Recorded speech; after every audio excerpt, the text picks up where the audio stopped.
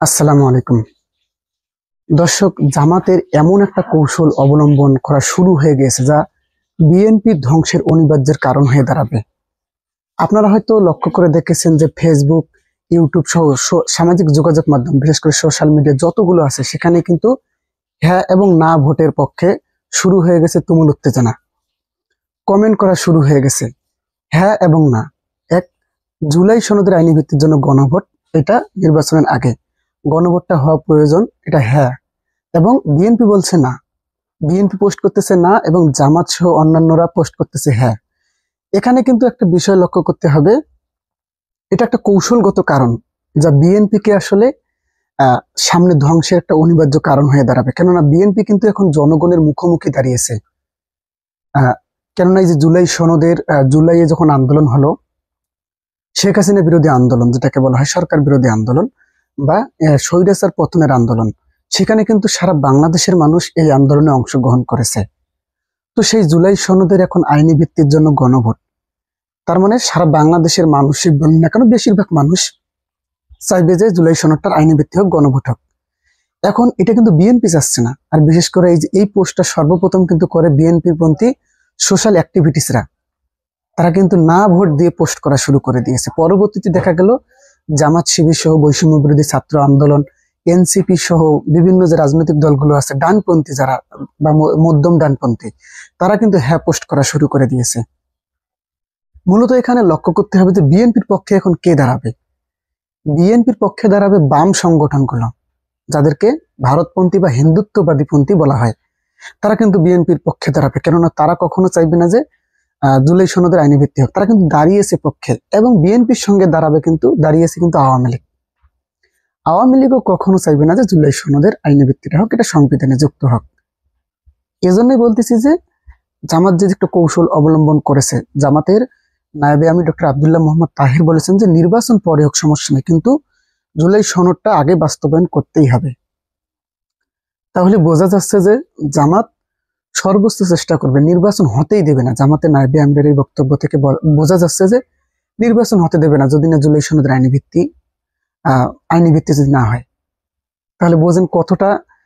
আর আওয়ামী লীগ কিন্তু কখনোই চাইবে না যে জুলাই সনদের আইনি ভিত্তি হোক, কিন্তু এর সঙ্গে তাল মিলিয়েছে কিন্তু বিএনপি। বিএনপি এর সঙ্গে তাল মিলিয়েছে, মানে জুলাই সনদের আইনি ভিত্তির বিপরীতে যাওয়া, মানে এখানে বাংলাদেশের অধিকাংশ জনমতের বিপরীতে যাওয়া। যেমন বাংলাদেশের অধিকাংশ জনগণ জুলাই জুলাই আন্দোলনে ঝাঁপিয়ে পড়েছিল। বঙ্গভবনে কি হয়েছিল আপনাদের সবারই জানা আছে। বিএনপির মধ্যেও একটা গ্রুপ আছে যারা চায় জুলাই সনদের আইনি ভিত্তি হোক, এবং সাধারণ মানুষ যারা আছে তারাও চাইবে যে জুলাই সনদটার আইনি ভিত্তি হোক, এটাকে সাংবিধানিক রূপ দেওয়া হোক। কেননা এর আগের ইতিহাস বলে শুধুমাত্র এমনি মুখের কথা, কাগজের সাইন, এগুলো কিন্তু যারা আন্দোলনের মাস্টারমাইন্ড তাদেরকে রক্ষা করতে পারেনি। 90-এর এরশাদ পতনের আন্দোলন কেউ জানেই না, এখন বইয়ে নাই, সংবিধানে নাই, কেউ মনেই রাখে না। 75-এর অভ্যুত্থান কেউ মনে রাখে না, তারা মনে করে এগুলো যে 75-এ বঙ্গবন্ধুকে যে হত্যা করা হয়েছে, কিন্তু এটা অভ্যুত্থান হয়েছে, এটা তো কেউ কারো জানাই নেই। ঠিক সেরকম কিন্তু 24-এর অভ্যুত্থান যদি জুলাই আন্দোলনে যদি আইনি ভিত্তি না দেওয়া হয়, তাহলে বিএনপিরও যারা আন্দোলনে গিয়েছিল তারাও কিন্তু আসলে বিপদে পড়বে এক সময়, হয়তো 20 বছর পর। কিন্তু এখানে জামাতের কৌশলটা দেখেন, এখানে ডক্টর ইউনূসর কিন্তু এখানে মূল মাস্টার মাইন্ড। কেননা ঐক্যমত সংস্কার কমিশনের যিনি প্রধান, তিনি কিন্তু ডক্টর মোহাম্মদ ইউনূস সভাপতি, আর সহসভাপতি কিন্তু আলী রিয়াজ। তো ওনারা প্রস্তাব করেছে যে নির্বাচনের আগেই হলে ভালো হয় গণভোটটা। বিএনপি এইখানে এই প্রস্তাবে কিন্তু ক্ষুব্ধ হয়ে গেছে। বিএনপির স্থায়ী কমিটির সদস্য সালাউদ্দিন আহমেদের বক্তব্য, ওরা খুবই ক্ষুব্ধ। কেন এর আইনি ভিত্তি, কেন গণভোট এখন হবে? গণভোট তারা চায় না, আইনি ভিত্তি দিতেই চায় না। তো বোঝা যাচ্ছে যে এই যে একটা কৌশল, বিএনপি কে আসলে জনগণের মুখোমুখি দাঁড় করানো, এই কৌশলেই কিন্তু বিএনপির ধ্বংস অনিবার্য। এটা আগামী নির্বাচনে কিন্তু ব্যাপক প্রভাব পড়বে। এখনই মানুষ, এই যে জিয়াউর রহমান তো গণভোট করেছে, এখন প্রশ্ন আসবে জিয়াউর রহমান যদি গণভোট করতে পারে তাহলে ডক্টর ইউনূস কেন পারবে না? তাও আবার জিয়াউর রহমান গণভোট করে ক্ষমতায় বসেছিল, রাষ্ট্রপতি হয়েছে। তাহলে এই যে জুলাই সনদের আইনি ভিত্তির জন্য কেন গণভোট হবে না? এগুলো অনেক প্রশ্ন কিন্তু এখন উঠবে।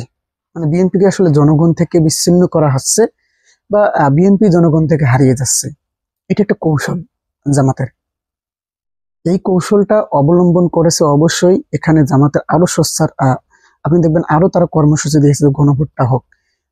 গতকাল থেকে কিন্তু ফেসবুক পোস্টে কিন্তু হ্যাঁ না এই পোস্ট কিন্তু ভরে গিয়েছে, কমেন্টে ভরে গিয়েছে। এটা বাংলাদেশের আজকের এখন নিউজের কিন্তু টপিক কিন্তু এই বিষয়টা উঠে এসেছে, হ্যাঁ না ভোটের পক্ষে বিপক্ষে।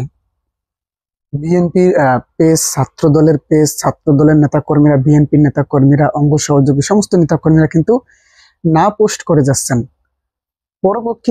পরিপ্রেক্ষিতে দেখা গেছে যে জামাত শিবির বলেন না কেন, এনসিপি, এমনকি বৈষম্য বিরোধী ছাত্র আন্দোলন সবাই হ্যাঁ পোস্ট করে যাচ্ছেন। মূলত এখানে আসলে বিএনপির রাজনৈতিক কবর রচনা হবে। এই ঘটনায় কিন্তু বিএনপি রাজনীতি ধ্বংস আসলে অনিবার্য হয়ে যাচ্ছে। বিএনপি আসলে জনগণের মুখোমুখি দাঁড়াচ্ছে।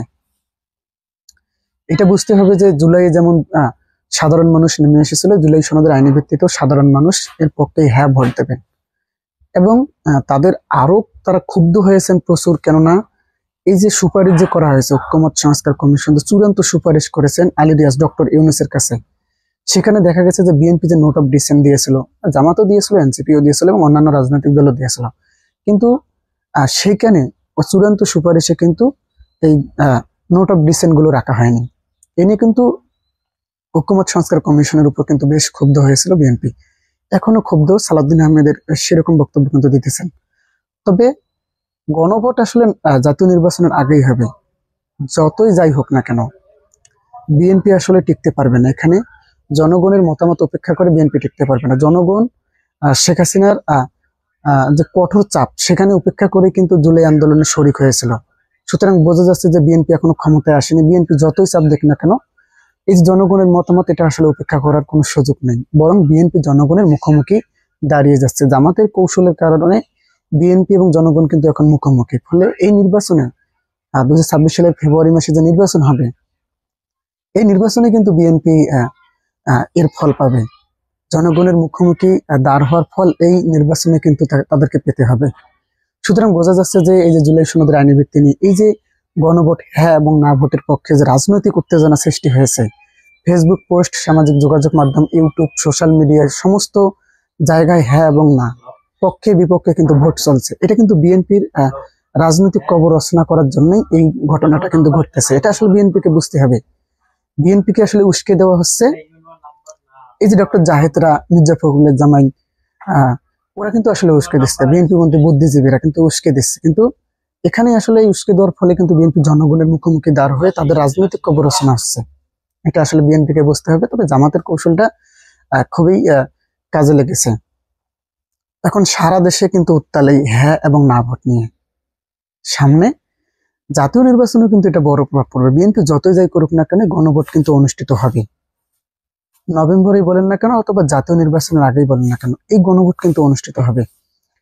আর যেমনটা জামাতের আইনজীবী অ্যাডভোকেট শিশির মনির বলেছিলেন যে অতীতে 3টি গণভোট হয়েছে, সেখানে 1 মাস, 21 দিন, 19 দিন এইভাবে কিন্তু গণভোটগুলো অনুষ্ঠিত হয়েছে। তফসিল ঘোষণা, এই গণভোটের সুপারিশ পাশ হওয়ার পর সেখানে দেখা গেল 28 তারিখে গণভোটের সুপারিশ করেছে ঐক্যমত সংস্কার কমিশন, মানে চূড়ান্ত সুপারিশ করেছে।